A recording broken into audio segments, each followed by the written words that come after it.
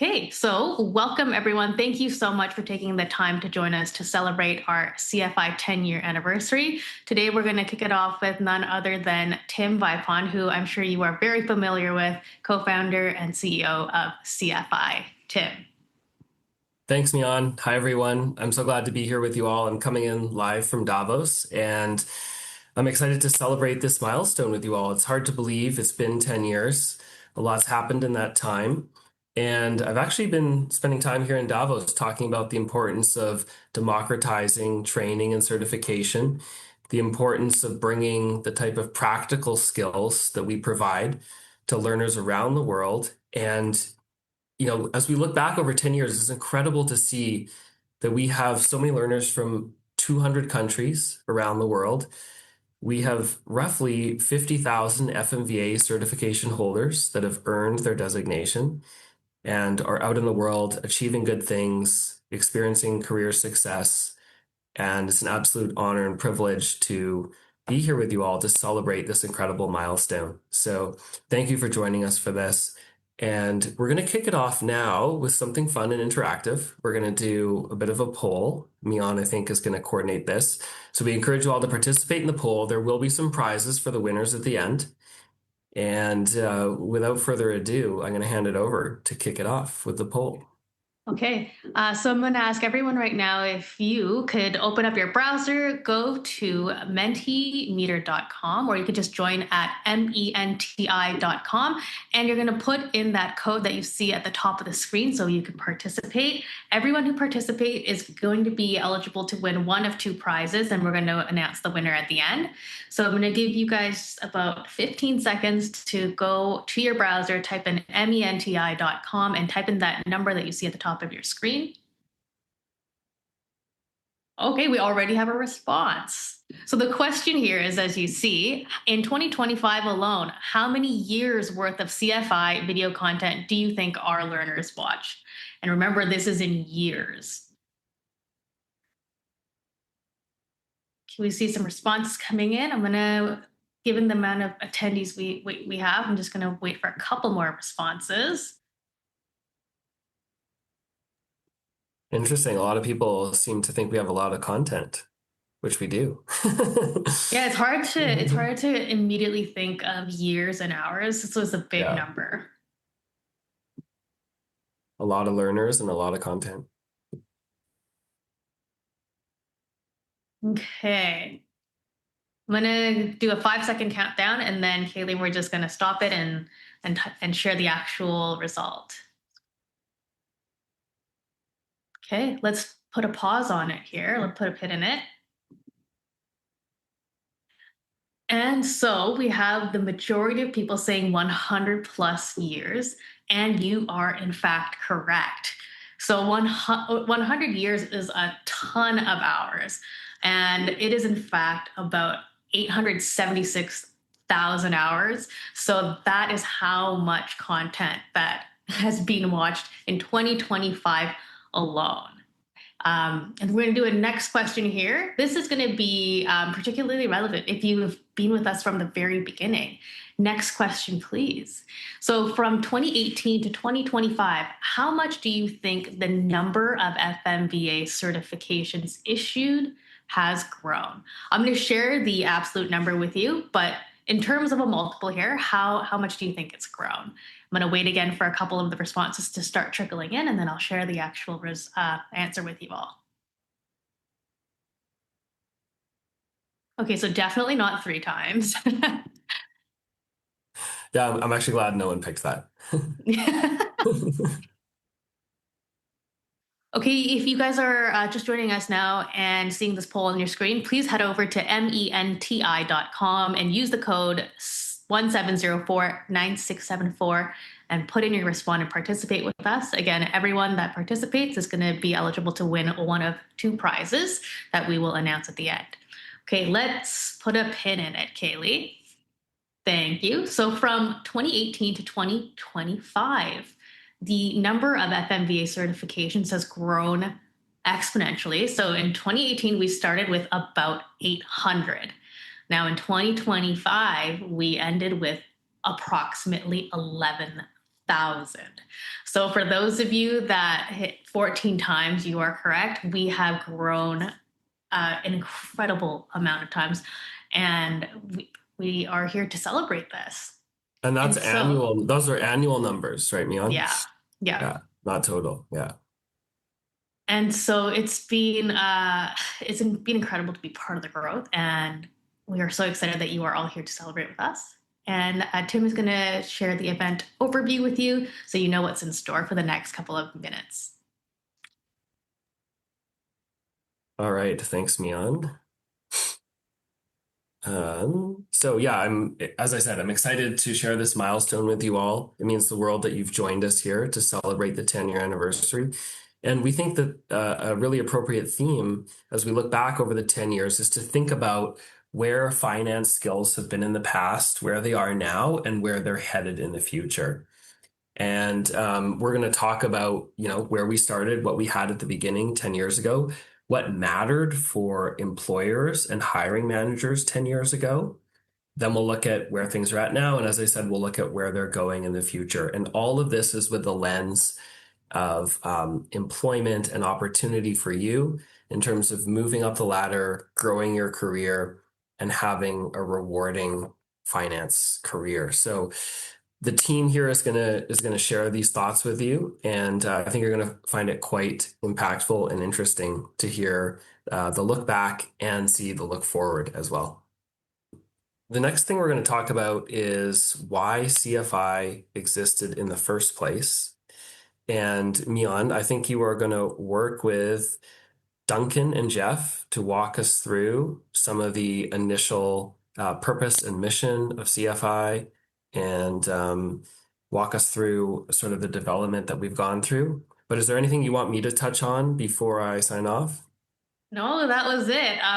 We are so glad that you were able to join us all the way from Switzerland. And we will see you in a final sign off note at the end.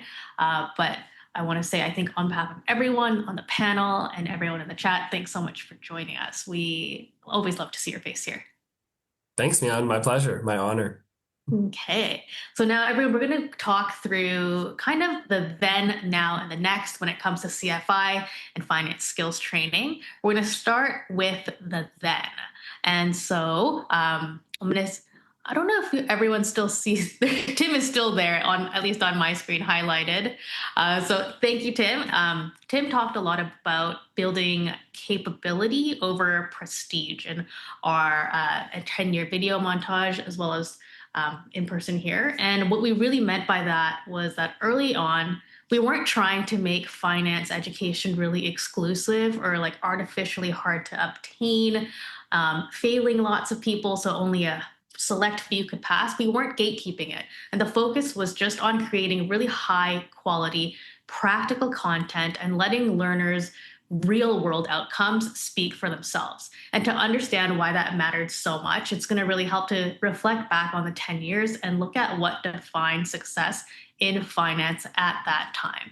And so to start off our discussion, I'm going to kick it off to a very familiar face, none other than Jeff Schmidt. Thanks, Mian. So 10 years ago, finance roles were really defined by execution excellence, really more than anything else. So the core skill was being able to produce outputs very fast, under a lot of pressure, make sure the numbers all made sense, and they tied out, and there was a story you could defend. And that applied to any role, whether it's investment banking, research, FP&A. So in investment banking, for instance, success really meant flawless modeling and especially pitch books, right? So you had your comps when you do your comparable valuation, they had to be triple checked. You had to have these perfect pitch books where you even would check telephone numbers for managing directors. You get one of those wrong, because that happened to me once. That was a big problem. So you really have to focus on that execution and being incredibly responsive in a very quick manner. And equity research is about building trustworthy models and writing notes that clients actually read. And then in FP&A, discipline, budgeting, variance analysis, reliable reporting, getting leadership or operations to understand the why behind the results. Across all of that, the defining skills were Excel mastery, attention to detail, process discipline, and communication. So if you could be counted on to deliver clean work on time and explain it simply, you were seen as high performing. And those are really the skills that matter. Those skills still matter, but 10 years ago, that execution excellence was really top of mind. And Duncan, what do you think very early on that our learners needed the most 10 years ago? Yeah, great question, Mian. Yeah, well, really, we talked just earlier about the gap that existed between academic theory and also real world application.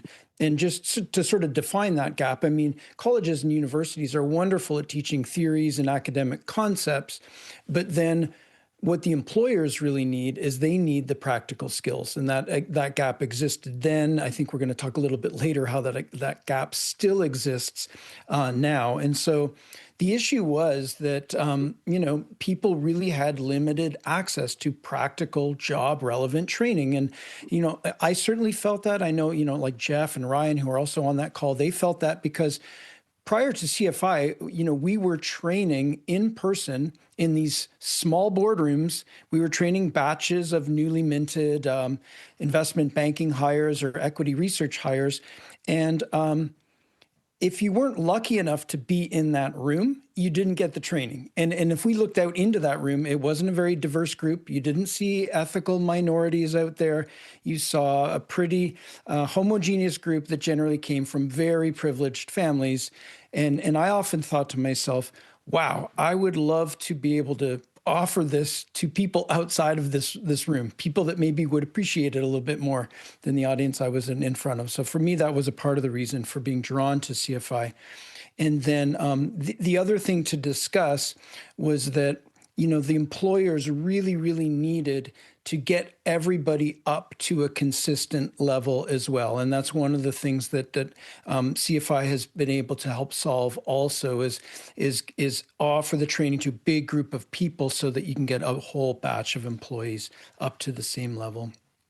And the other thing we wanted to touch on is what success looked like early on. Well, success, in terms of financial modeling, let's speak about the FMVA, you needed to be able to build the model correctly as a starting point. The model also had to deliver really, really clean outputs, because then those outputs were what you would use to support the senior decision makers and stakeholders. And then you also had to do other things to support those senior decision makers. But that's really what it looked like then, is a great model, clean outputs, and then supporting senior decision makers. And I think we'll talk a little bit later how that's evolved and changed over time. Yeah, thanks, Duncan. And what you're describing is, it actually mirrors my experience almost exactly, which I've talked about in the past, because I started my career in investment banking and capital markets just a little bit over 10 years ago, not to date myself. And success looked exactly as you and Jeff have outlined, which is technical accuracy, building really great data models, and being very, very reliable behind the scenes. That was one of the most important parts. But there wasn't broad access to that practical job-ready finance training at the time.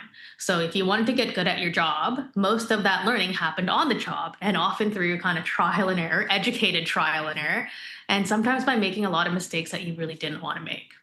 And that's the gap that when I joined CFI, not 10 years ago, but a number of years ago, that's what we were setting out to fill, and giving people that kind of safe place to practice, build confidence, and develop real practical skills before they were under the gun pressure at work. Now, to summarize it all, I would say that it really is the discussion centering around, it wasn't about prestige or gatekeeping. It was just CFI being focused on making capability accessible. And so before we move on, I'd love to get a quick sense of who's in the room today, just to help ground the rest of the conversation. So we're going to launch our Mentimeter poll. And Kaylee, if you would, there you go. Thank you so much. You're going to see a poll up here in a second. Please go to menti.com and use the numerical code at the top to join if you haven't already, and share with us, when did you first start working in a finance role? I'm going to give a couple of seconds to get as many answers as possible. As soon as I see it stabilize, we're going to stop the poll. Okay. Oh, well, it's just so great. We see a good breadth of responses.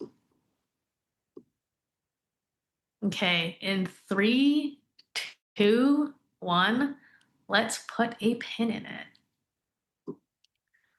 Okay, so we have a pretty good breadth of representation here, but we see a lot of people have started fairly recently, as recent as the past 5 years. Now, depending on where you personally landed on this poll, you may have felt a lot of the change and shift that's occurred in the industry firsthand. Now, this next session that we are going into, which is now and how the finance profession has changed, you're gonna, depending on where you landed on this poll, you might be able to speak to a lot of that change. And the shift wasn't really about, there wasn't any less rigor in the skills that you needed to have. And if anything, it's just about the bar, the standard of skills moving up in all facets, technical and non-technical. So expectations of the type of work that you were able to deliver and like the speed at which you were able to deliver it increased. And we just want to talk about how that is, how that's impacted our roles today. So now we're going to go into our discussion panel here amongst our team. And we're going to just talk about how roles evolved across finance functions. And we're going to start talking about corporate finance first. Ryan. Thanks, Mion. So if we look back over the last 10 years, and just a few moments ago, Jeff and Duncan have done a great job at explaining the skills that underpin success 10 years ago. Many of the roles in finance are really quite clearly defined, I guess. And so whether someone was a financial analyst in a large corporation or an investment bank, whether you were in a risk or compliance or FP&A, they were often that final checkpoint in a fairly, what could be quite a long process. It was quite prescriptive, and I think Duncan alluded to that earlier on as well. And Jeff and Duncan alluded to the fact that often their job was to ensure that the numbers were right, to verify the numbers, and basically just provide a final yes or no in the proposal. And a lot of the times they were on the outside just kind of looking in. But today those silos across both large corporations and in the financial services industries, those silos have really broken down, and they began to break down probably 10 years ago. And so now many of the finance roles have shifted from being that very transactional in nature, making sure the numbers are right, to being a role that can really add a lot of value to the organization that financial analyst works in. So we're seeing financial analysts to risk analysts to FP&A analysts, often just embedded in the very teams that they're partnering with, not sitting in a separate office or a separate building. So they're not just measuring a deal or a department after the fact, historically backwards looking. They're actually helping shape that organization's strategy from the very start. And as Tim alluded to, more recently, the big driver here, and over the last couple of years, the work itself has changed. And that's because automation and IA specifically has had a really big impact on the role of financial analysts. A lot of the manual data crunching is gone. And more, some of that basic financial modeling that Duncan and Jeff alluded to, that's actually being started by AI.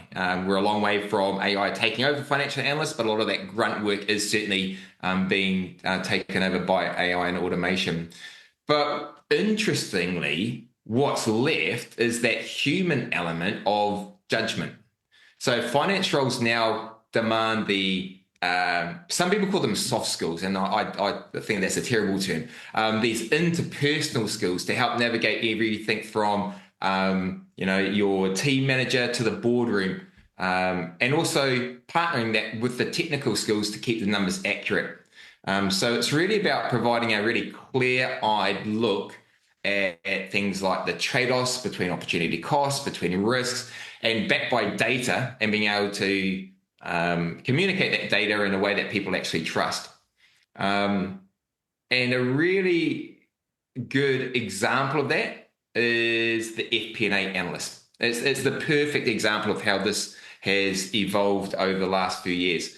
10 years ago, FP&A was really a rear view mirror.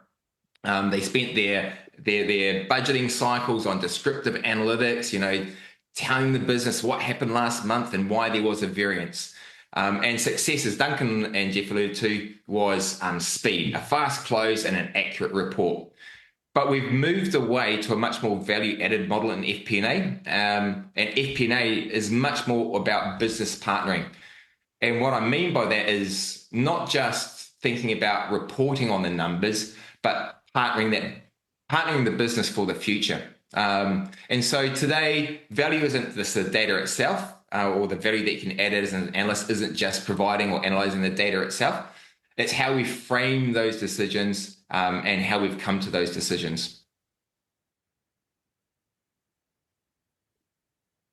Yeah, let me just real quick hop in here on kind of the sell-side investment banking, maybe equity research roles.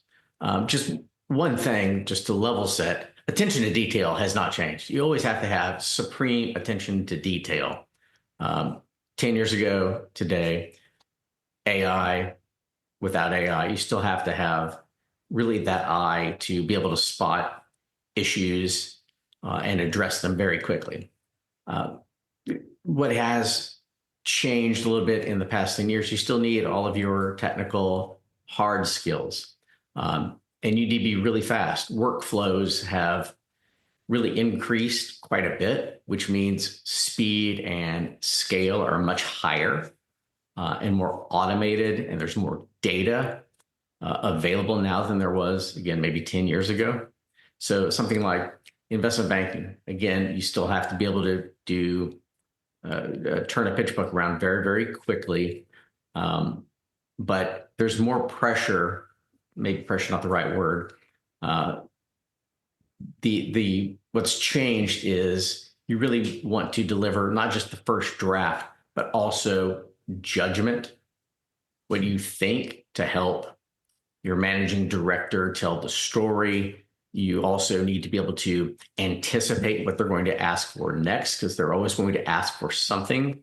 You're always going to add 20 pages in the pitch book that you didn't envision. So you always have to be proactive about that. So it's not just about formatting, moving tombstones around, updating models. You really want to be proactive. And of course, always fast. Equity research, again, you still have to update models and write some research notes, but really the bar has shifted more towards provable value. So more measurement of client engagement, more emphasis on differentiated insights. So you're making a call on a stock or fixed income or whatever your research is. How is that different from consensus estimates? So that's really important. And that's kind of the next step, right? You have to have your strong technical skills in place. But now the strong technical skills, those are table stakes. Now you need to think beyond that. Okay, be proactive.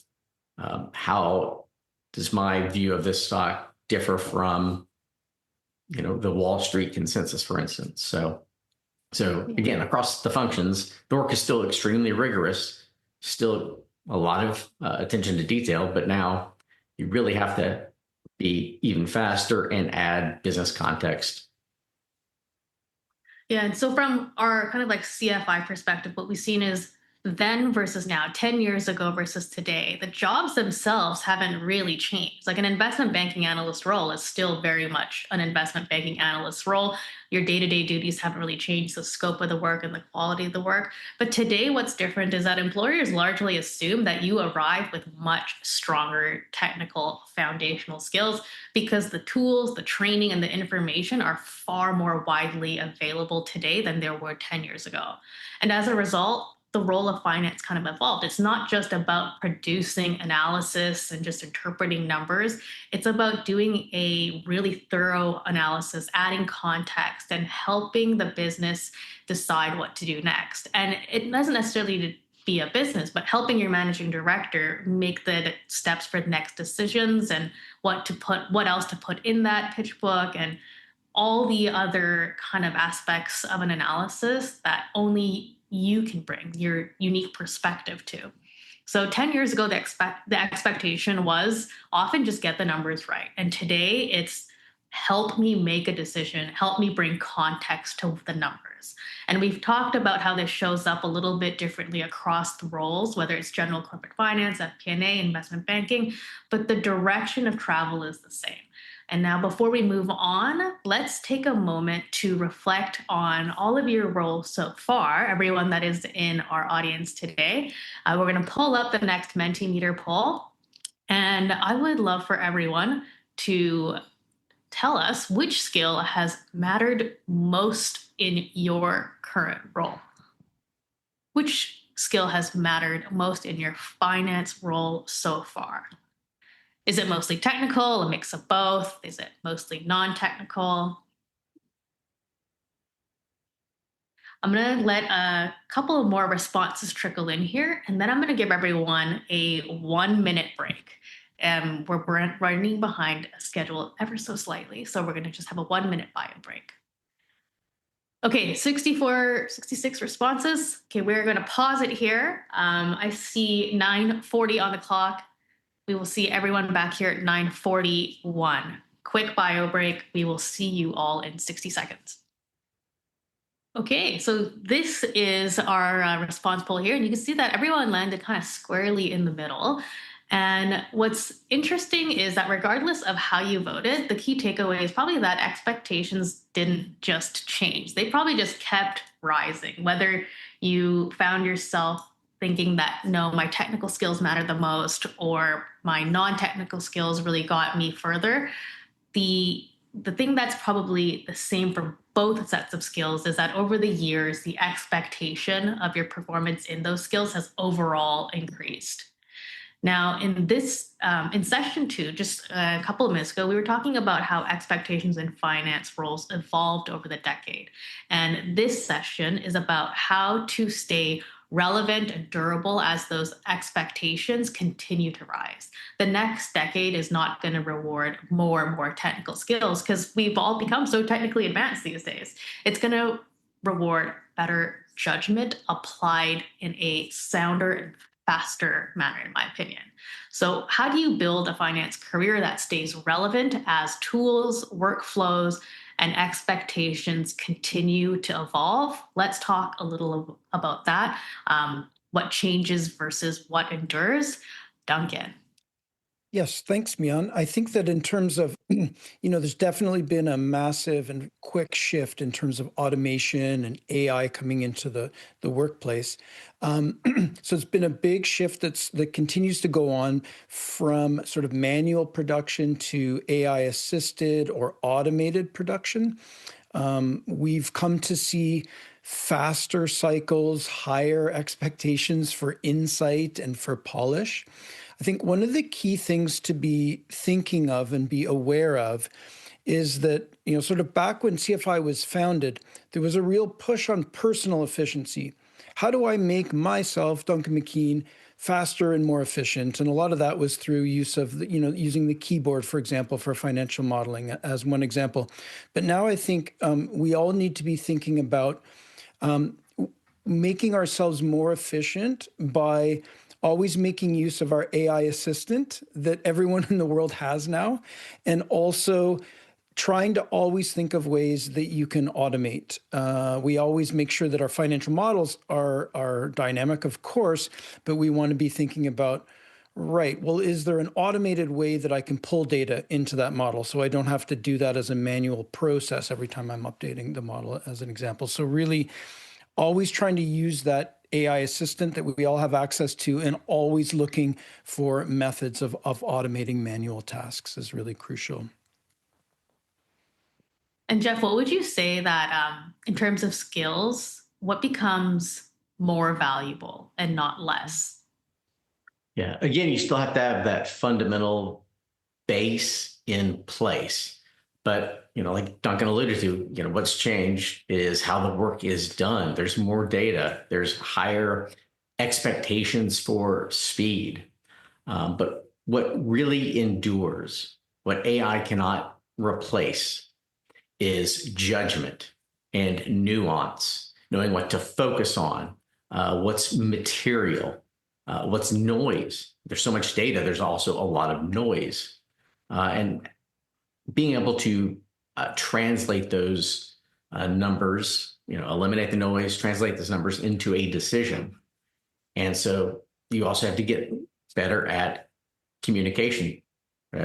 Ryan mentioned earlier, he didn't like soft skills, he prefers interpersonal skills, which I agree. Soft skills kind of imply that they're less important, but interpersonal skills are not less important. They're as important as the technical skills. So you really also have to become very well versed in clear communication so that stakeholders, because not everybody's going to be a financial modeling expert, like after you take our CFI programs, of course, right?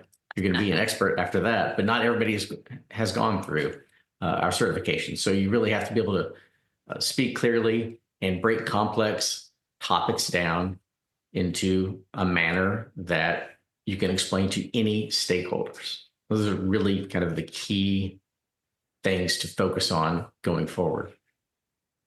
And just to follow on what Jeff just was saying there, and those are such great points, Jeff, and Duncan before that. And we often hear people talk about the evolution of skills, particularly in a field like finance. But what we're really talking about when we're talking about the evolution of skills is talking about career durability, I beg your pardon. So how do you ensure that your value as a finance professional grows as the world and the industry around you changes? Now, in the past, we sometimes, I guess, often look for durability in tool mastery.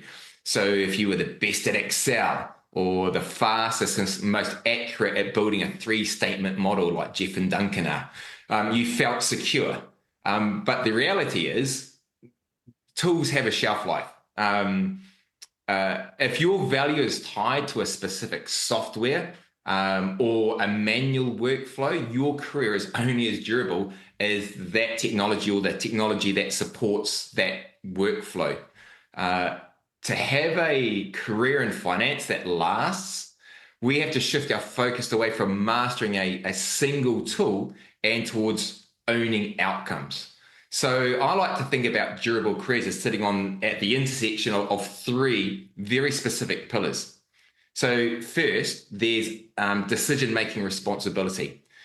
This isn't just about, having a seat at the table while other people around you are making the decisions. It's about being the person or one of the people who provides the logic and helps drives the choice. And it's moving from, here is the data to here is my recommendation. And I think Jeff and Duncan have both alluded to that first pillar earlier in the session. The second pillar, which I think we've mentioned a few times, is there's influence and business partnership. This is your ability to move people, to influence people. So it's one thing to have the right to answer in a spreadsheet. All right, so you put your recommendations as the result of a spreadsheet model. It's an entirely different skill to convince the head of product or an equity sales VP to change their strategy based on your insight. And third, it's your ability to adapt. And perhaps this is the most critical. This is about your mental flexibility, your willingness to let go of that's the way we've always done it before type of mentality as new tools and AI and automated workflows evolve.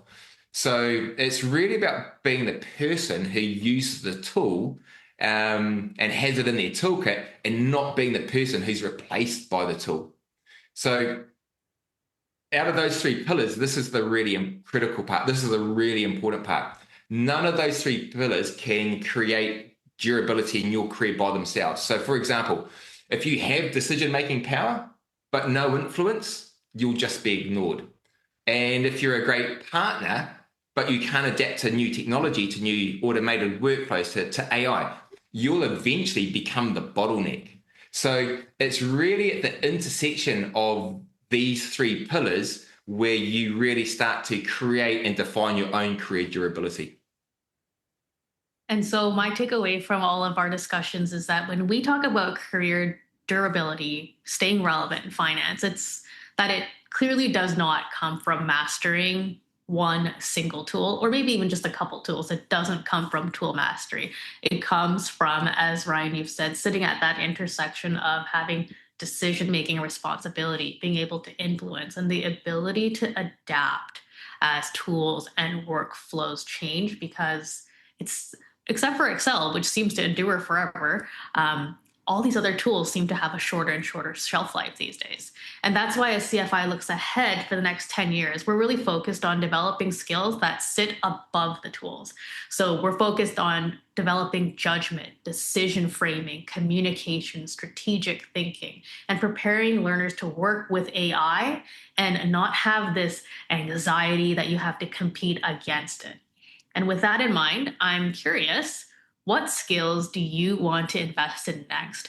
And this is going to be our final Mentimeter poll. So Kaylee, if you could pull up our last poll, I'd like to direct everyone again to menti.com. Use that code if you're not already there, and share with us which skill that you would like to invest in next.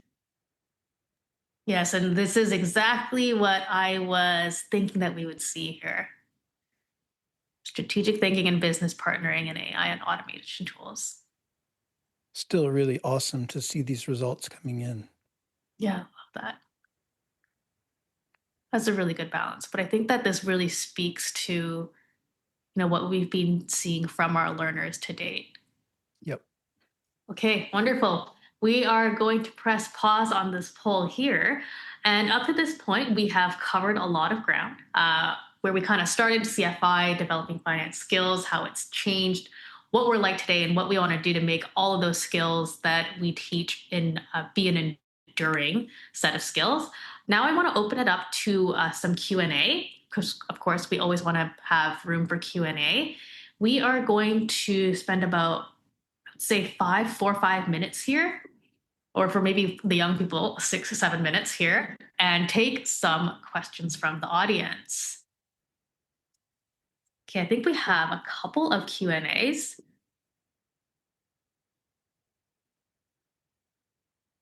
Okay, I am going to share the first question, and I'm going to open it up to our panelists. First to hit the buzzer can take it. What is one misconception you see about AI and automation roles and automation in finance today? I'll go first, while Jeff and Duncan probably come up with a better response than me. But it's the misconception that AI is just going to wipe out all finance jobs. It's going to replace everybody. We are such a long way from that. AI is a tool that any effective, impactful financial analyst will have in their toolkit and know how to use it effectively and properly. So, it's not about AI replacing financial analysts. It's the financial analysts that can use AI and all the other technical skills that we teach at CFI, as well as all those, influencing skills and business partnering that we've talked about. Using AI as a tool effectively is more important than worrying about whether AI is going to wipe out your job.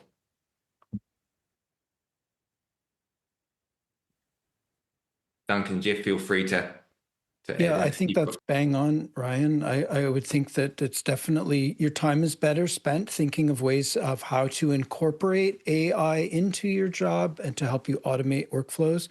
I mean, to use just a really quick example, like myself and Jeff with experience in equity research, you need a human in that position because it's not just coming up with the mathematical recommendations of buy or sell. A portfolio manager will want to meet with a human being, and it's really helpful if that human being has been to the corporate offices or been in, my case covering the mining sector, been to the mining site to actually see the operations, because there's so much that you pick up on in terms of what infrastructure is around them or the culture of the company or the country, that you really can't. AI just can't know that stuff and wouldn't know that in addition to knowing all of the financial aspects of the job as well. Yeah, and just real quick, kind of piggybacking on that, we talked about using judgment and nuance. AI still gets a lot wrong. When we do our CFI 20-year anniversary, maybe AI will be further along. But I read a study last month from a group, artificial analysis, and they tested out multiple different models, and there was still a 40% hallucination rate across about 10 different AI models. So you need to be able to, you can use AI to help a lot, but you need to be able to really audit it and fact check it and review its work. I love that metric, hallucination rate. I'm going to use it in several different contexts going forward. Okay, next question that I have is, it's very, very general, but I think this is something that I saw in Q&A because I'm rephrasing it, but what is one mindset shift that you'd encourage learners, regardless of where they are in their careers, to make as they think about the next decade? And I think that this question particularly stood out to me because I don't think I've actually had to address the idea of a mindset shift when it comes to career skills in my career so far. There's nothing that has, AI, yes, has had such a huge impact now that we are able to interface with it as like the kind of run-of-the-mill pedestrian with very little computer programming experience. But that's such a huge tool that's come out. So what is one mindset shift that you'd encourage learners to make as they think about the next decade? For me, it would be the mindset shift if people haven't already done so, that technical skills will get them all the way in their career. I think when I come from a similar background to Jeff and Duncan, where we came from an in-classroom training environment, where we would be training the analysts and associates on investment banking graduate programs, intern programs. And when we were doing this, I'm not wanting to speak on behalf of Duncan or Jeff, people that were had the best technical skills were likely to be the people that succeeded the most in their career, because that was the most important thing. So I think the biggest mindset shift to get around at the moment is to think, I need technical skills, they're still important, but they really do have to be balanced with those interpersonal skills, those influencing skills, those business partnering skills, and also to just underpin that with a mindset of being adaptable and adaptability. Yeah, I think that's bang on, Ryan, and that theme has been around for a while, but if anything, perhaps it's accelerating. You could build the best model in the world, but if you can't communicate the findings of that model with a wider audience, then nobody's really going to know about it. So communication skills are really important. One of the things which I always thought about through my career and still think about is, I always think about if I wanted to advance to another level that was higher, I would start doing the things that higher level person was doing. And as an example, so like when I started in equity research, really your role is like work on the model and make sure the numbers in the model are correct. But as I started to realize that I wanted to be the analyst making the recommendations, then I started to think, okay, well then I actually have to form an opinion, and I have to be able to start being able to communicate that opinion, like to portfolio managers. So I would just start doing that because then if they can see that you have those skills, then they won't have a concern at advancing you to the next level. So I always like to think ahead to the next position that I want to get to, and start acting like them and doing the things that they do. It's also a great way of testing just if you're going to enjoy that next position as well. That is such good advice, Duncan. And so we are reaching time here. So I just want to say that as we wrap up, there's a couple of things that really stood out to me in our discussions. And the first and foremost is that the fundamentals of finance have not changed, but what we're expected to do with them has changed. So 10 years ago, access to skills, that was the challenge. Access to learning, being able to practice those foundational fundamental skills was the challenge. Today, it's just the fact that all of the expectations that managers and hiring managers had have risen so much versus 10 years ago. And in the decade ahead, what's going to be most important is staying relevant and having your skills be durable, and having that durability come from things like judgment, context, and the ability to turn analysis into much more than just numbers on a paper or on a screen, but into actionable decision-making tools. So I want to thank all of our subject matter experts, our instructors, for sharing their perspectives today, and our learners from all around the world for being so engaged and being part of our thoughtful CFI community. CFI exists only because of you, and we're really excited for the next 10 years ahead. Before we go, I want to say that we have 2 winners from today's engagement exercises, all of the Mentimeter polls that you have participated in. Each winner is going to receive a free year of CFI, as well as we're going to provide you a link where you can have some free CFI swag. So I think it's going to be I'll leave it as a surprise, but it's swag that's going to be something wearable and usable in your day-to-day. We are going to reach out to you via email, so it'll be a surprise in your inbox for the winners.